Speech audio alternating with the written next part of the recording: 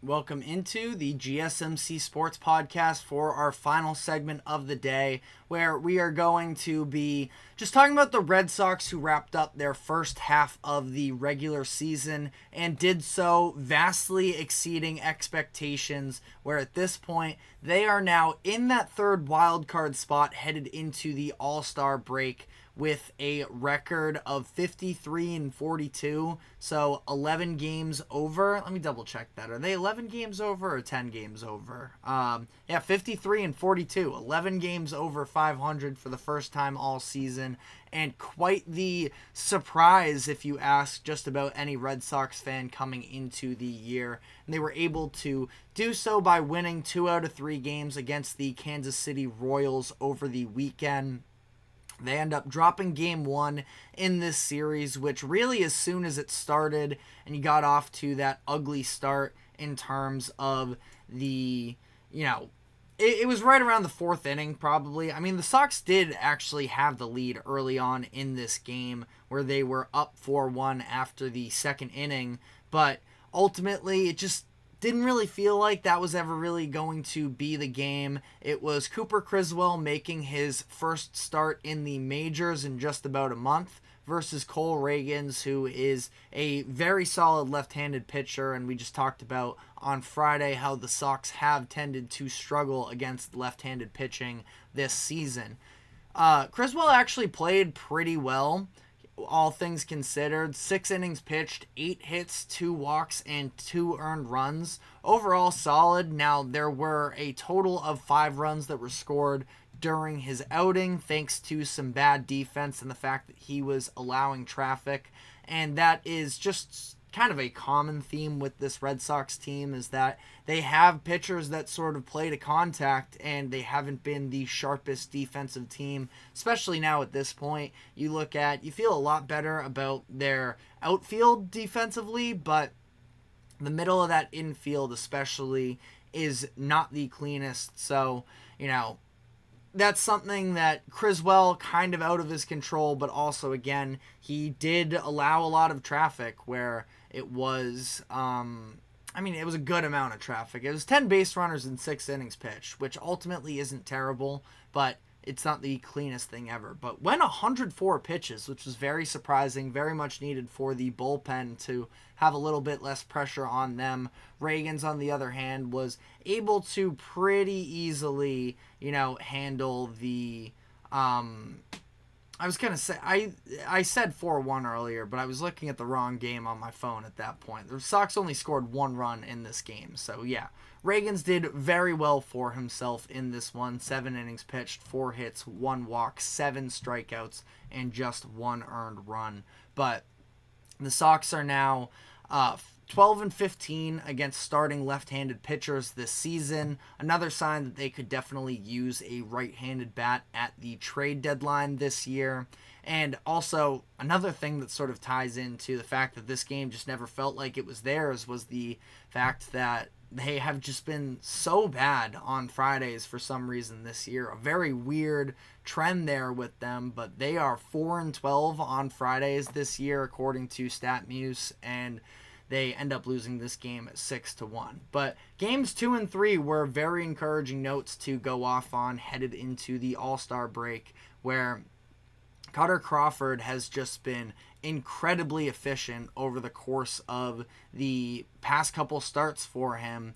And it's something that, we felt like Cutter Crawford, at least I felt like Cutter Crawford going into this season had, a level that he was going to potentially be able to tap into. And he started the season really strong, but as we know, Crawford already, exceedingly over his career high in innings pitched. And that's something that the Red Sox understand and are trying to manage as well as they can, of giving him the extra off days. And that's where, when you look in some of these starts where I think he's now running on 16 scoreless innings, and there are a couple starts like in the Yankees game where you feel like he has a lot more in him, but at that point you just don't want to physically tax him. We understand at this point, you already know Tanner Houck is running on a career high in innings pitched, and you're just trying to sort of make it through the season with the arms you have. Now, that being said,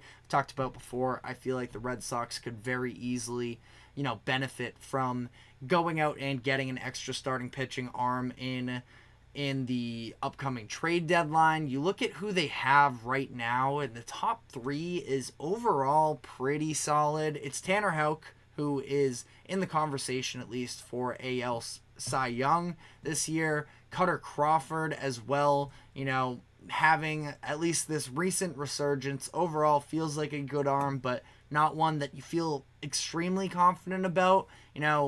When by the time the playoffs come around, is his arm still going to be on him at that point? Is he still going to have the same stuff that he has recently been dealing? And then, Bayo or Pivetta as a third starter, which neither one of those options are bad, but neither of them are great necessarily either, and the Red Sox could just benefit from having some insurance as well. So, just wanted to quickly note on that. Anything else here? I mean, Dom Smith actually had a very good series, and it's funny the way that he has become a surprise contributor for this Red Sox team and a fan favorite, really. The first baseman that not the step first baseman, but the baseman that stepped up. That's a whole thing that went on with Red Sox fans, and a situation with a sign at Fenway over the weekend. But, last notes here would be Bayo's start. I mean, it kind of felt like ultimately this is what you can expect from Bayo. Now, the overall execution, I think that there should be a level higher, but, he allowed a lot of traffic, but only allowed 3 runs.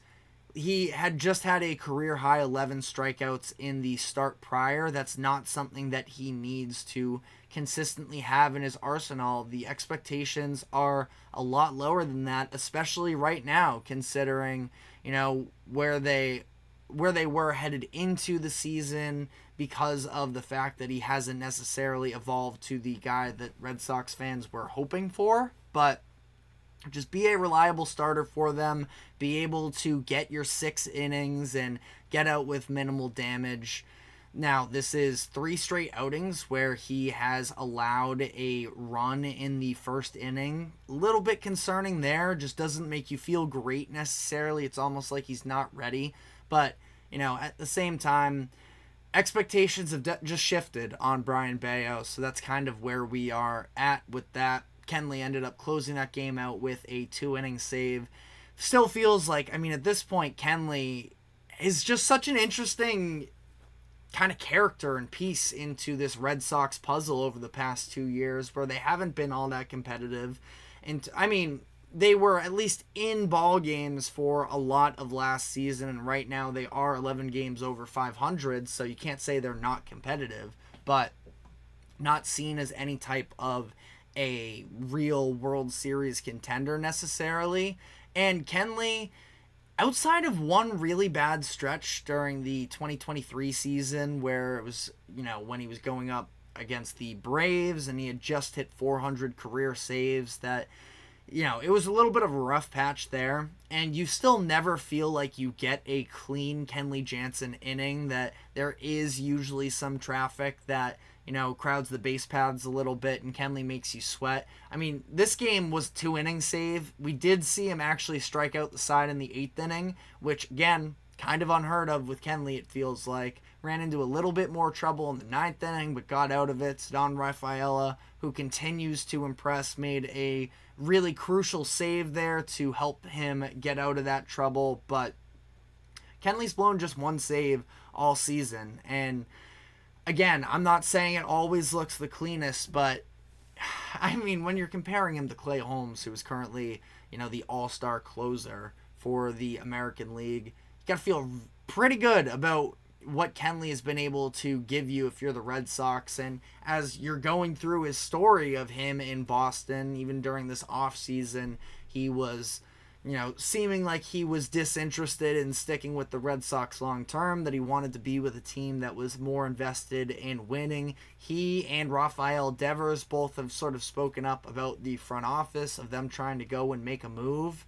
and feels like there might be a little bit more momentum of them actually buying a little bit, which is something that I was not expecting. I still don't want to get my hopes up necessarily that they are going to make some moves at the deadline, but it's at least a conversation now. And Kenley, just overall to round out this thing, it's been pretty bumpy, and it hasn't exactly been the perfect fit for him in Boston, but he has gotten the job done time and time again. And the Red Sox are, if they're going to try and be competitive this year, having him is an important part of that equation. But again, Red Sox finish off the first half of the season with a 53-42 record in that third wild card spot. 1 game back of the Yankees, 4.5 games back of the Orioles. Any Red Sox fan would take that coming into the year. So we'll see how much they are able to,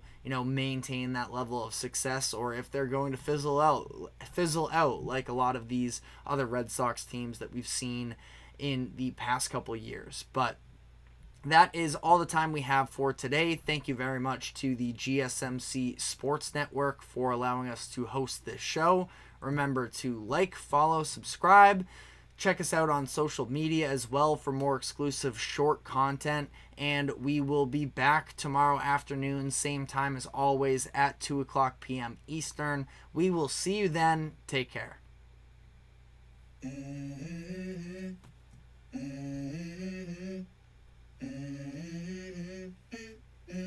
Let's go. I wake up to a little bit of drool on my pillow, feel like it's gonna be a bad day. Yeah, I'm tired of shit, and the coffee ain't hit yet. Damn, ain't that great. I don't wanna go.